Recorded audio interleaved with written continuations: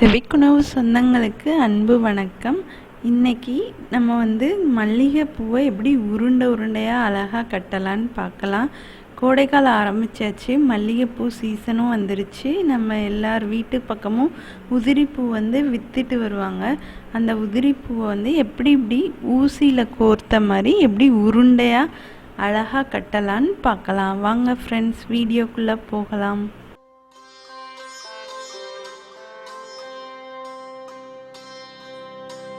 இதுக்கு தேவையான பொருள்னு பார்த்தோன்னா ரெண்டு தான். மல்லிகைப்பூவும் அப்புறம் நூல், இது ரெண்டு மட்டும் இருந்தால் போதும். நம்ம ஆரம்பிச்சிடலாம். நூலோட ஒரு முனையில் எடுத்துட்டு அதை ரெண்டு விரலில் பிடிச்சிட்டு பூவை இந்த மாதிரி வைக்கணும்.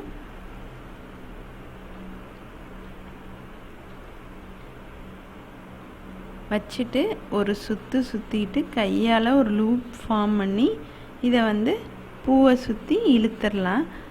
சொல்கிறப்ப ஈஸி மாதிரி தெரிஞ்சாலும் ஆரம்பத்தில் கொஞ்சம் கஷ்டமாக தான் இருக்கும்.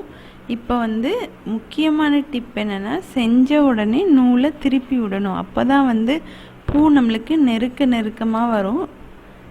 இப்போ பாருங்கள், திருப்பி செஞ்சு காமிக்கிறேன். ரெண்டு பூ வச்சு மெதுவாக ஒரு சுற்றி அப்புறம் ஒரு லூப் மாதிரி ஃபார்ம் பண்ணி பூவை சுற்றி வச்சுட்டு அப்படியே மெதுவாக இழுத்து விட வேண்டிதான்.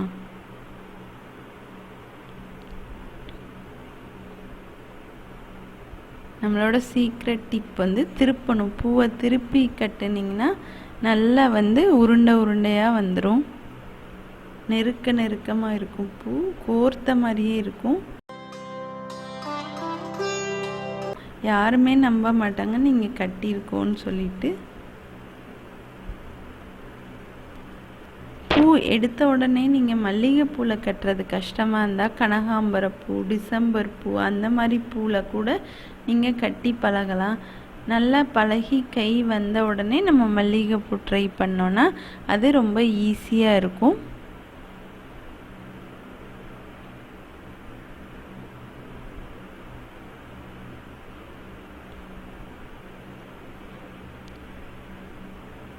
கட்டிட்டு ஒரு உருட்டி விட்டுட்டு திருப்பிடணும். திருப்பி அடுத்த பக்கத்தில் இதே மாதிரி கட்ட வேண்டியதான்.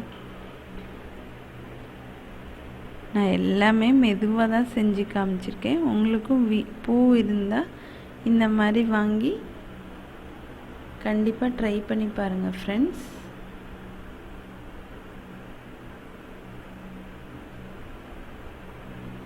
இப்போது அதே தான் ஸ்லோ மோஷனில் நம்ம ப்ளே பண்ணி காமிக்க போகிறோம்.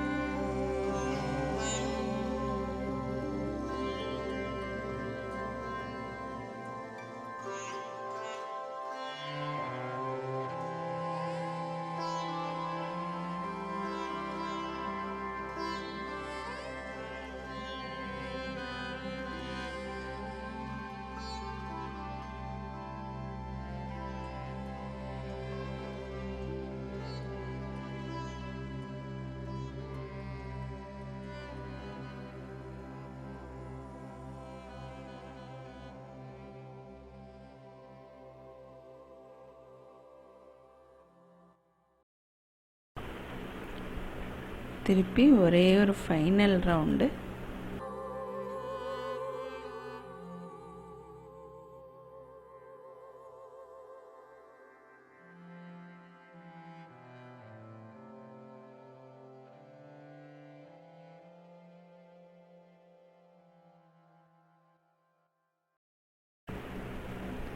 இப்போ இதில் பூ கட்டும்போது நம்மளுக்கு காமன் மிஸ்டேக்னு பார்த்தோன்னா நூல் உடஞ்சி போகும், பூ உடஞ்சி நசுங்கி போகும், அல்லது தள்ளி கட்டுற மாதிரி வரும். ஆனால் இது எதுக்குமே கவலைப்படாமல் நம்ம வந்து விடாமுயற்சியோட திருப்பி திருப்பி கட்டி பழகிட்டோன்னா இதனால் நம்மளுக்கு நிறைய நன்மைகள் கிடைக்குது.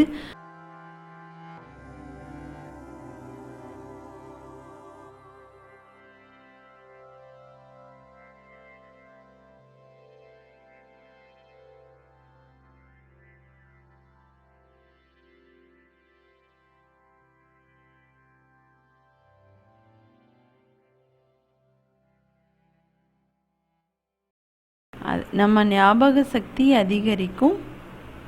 அப்புறம் நம்ம வந்து நல்ல பூ கட்டிட்டோன்னா மணப்பெண் அலங்காரத்துக்கு உபயோகப்படுத்தலாம். சாமிக்கு வந்து நீங்கள் மாலையாக கூட பயன்படுத்தலாம்.